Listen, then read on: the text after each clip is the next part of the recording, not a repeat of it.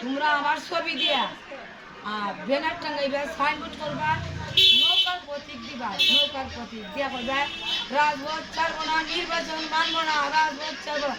এতে যদি তোমরা বই পাইও না, কোনো বই করো না না, না বয়ের কিছু নাই। কোনো বইয়ের কিছু নাই। কোনো সেনাবাহিনী যদি হয় যে তোমরা কি করো বলে আমার আওয়ামী লীগের মন্ত্রী প্রধানমন্ত্রী শেখ বেগম রোকেয়া উনি তো নির্বাচনে নাই। আর তুমি কিন্তু শেখ হাসিনার পরিবর্তে নামছো। তাহলে তুমি আমরা নেত্রী।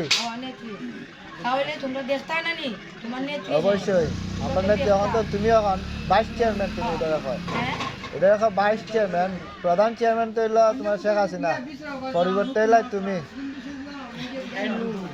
বুঝো না, পরিবর্তে তুমি এখন মার্কেটও আছো তুমি।